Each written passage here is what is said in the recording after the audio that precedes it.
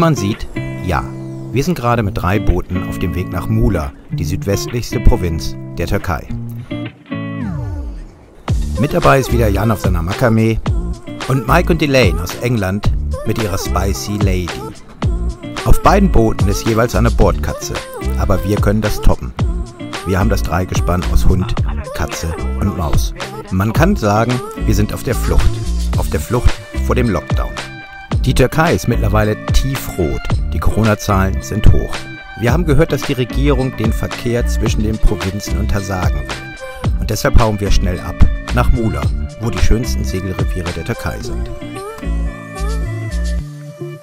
Mit den Corona-Bestimmungen in der Türkei ist es ähnlich wie in Deutschland. Kaum einer steigt durch. Nur wenige Regeln sind wirklich klar und gelten für alle. Als Residents jedoch fallen wir definitiv nicht in die Rubrik Touristen. Für uns gelten die gleichen Regeln wie die Türken. Also nichts wie weg, Segel setzen und raus aus der Provinz Antalya, in der Kaş liegt. Perfekt für uns, dass wir wieder ein Wetterfenster mit Südostwind erwischen. Und noch etwas ist wie fast immer. Wir haben kein Glück beim Fischen.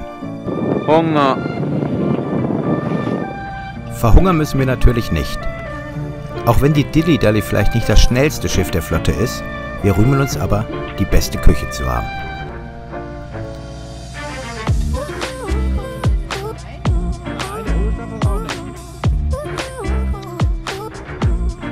Am ersten Tag nehmen wir Kurs auf Gemiler, eine kleine Insel in der Nähe von Fethiye.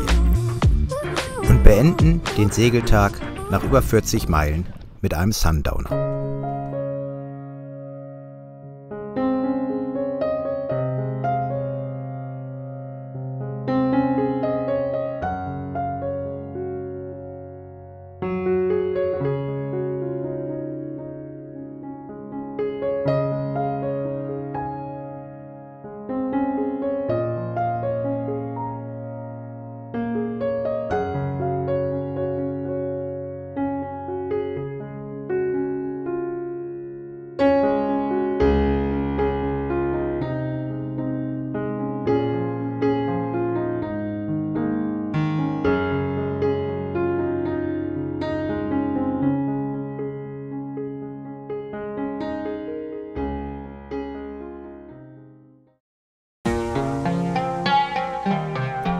Am nächsten Tag wartet die längste Etappe auf unserer Flucht auf uns.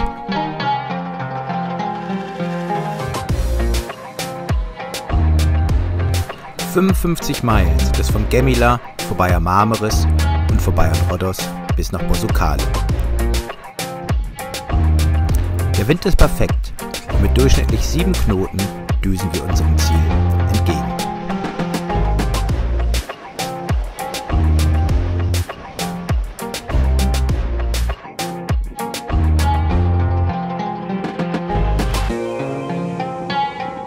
Leider nicht auf dem direkten Weg, denn vor Rhodos legt sich uns ein griechisches Kriegsschiff in den Weg, als wir durch die griechischen Gewässer fahren. Also fahren wir nochmal einen Bogen.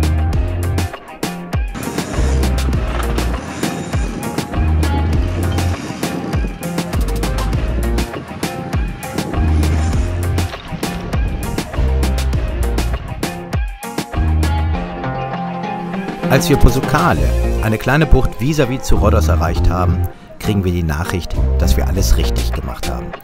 Die Provinzgrenzen innerhalb der Türkei sind dicht. Aber wir sind in Muğla und können nun Stück für Stück entlang die Küste fahren. Nächster Stopp, Bosporus.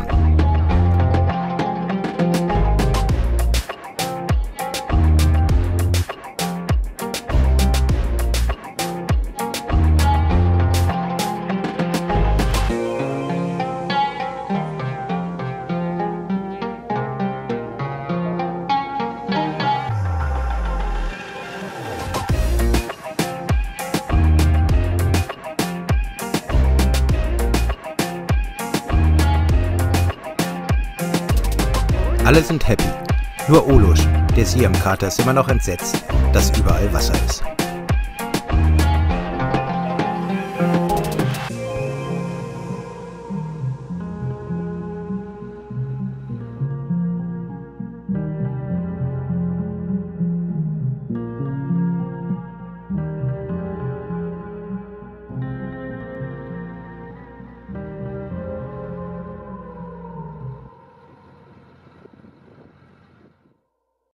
Mittlerweile ist es Freitag. Der erste Weekend-Lockdown steht uns bevor.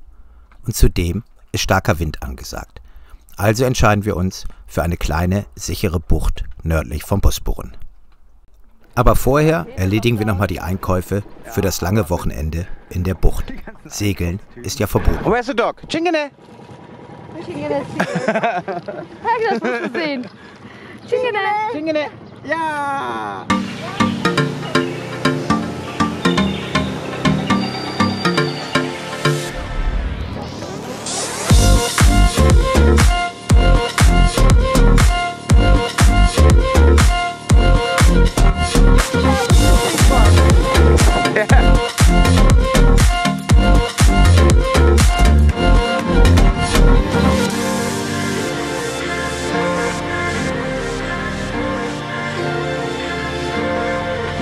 Türkisches Frühstück.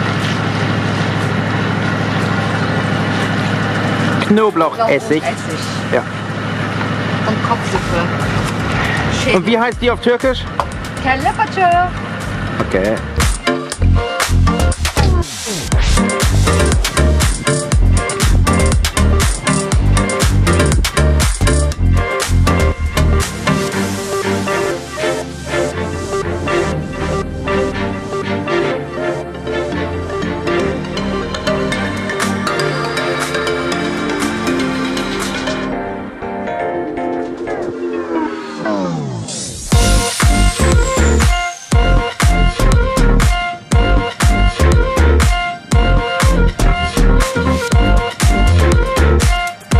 Nachdem wir noch versucht hatten, die Delfinschule einzuholen, kommen wir natürlich wieder als letztes an.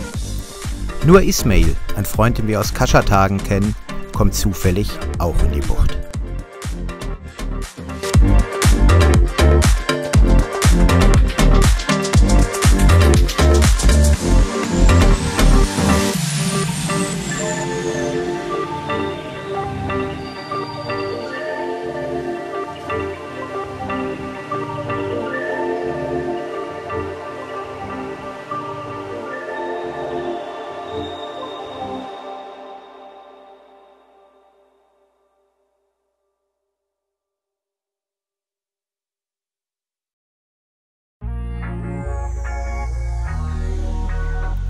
Der vorhergesagte Sturm bleibt aus, oder er kommt zumindest nicht in die Bucht. Und so haben wir einen wunderbar geruhsamen Tag.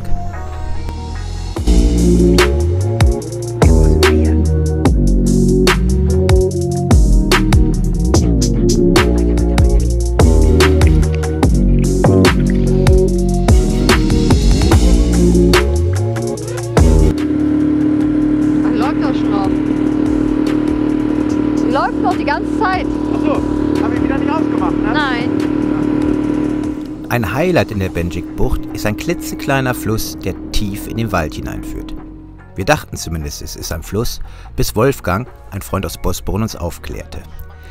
Denn es ist kein Fluss, sondern ein Kanal, den in der Antike findige Kaufleute graben wollten, um die lange Etappe und die Halbinsel von Dacia abzukürzen, an deren Spitze Knidos lag.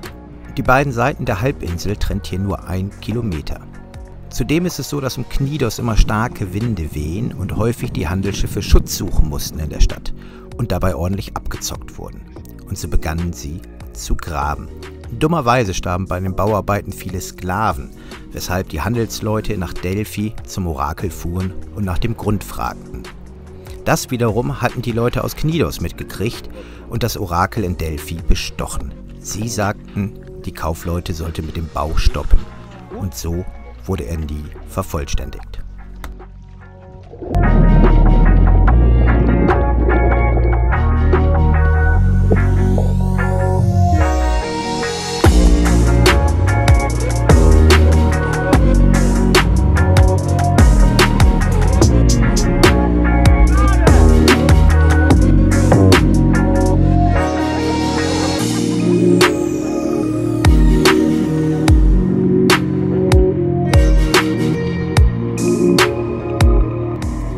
Ein Lockdown-Wochenende vor Anker ist also gar nicht mal so schlecht.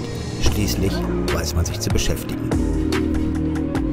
Dass wir an Land gehen können, hat einen triftigen Grund. Gassi gehen ist nämlich erlaubt. auch während der Ausgangssperre. Danke, Cingene.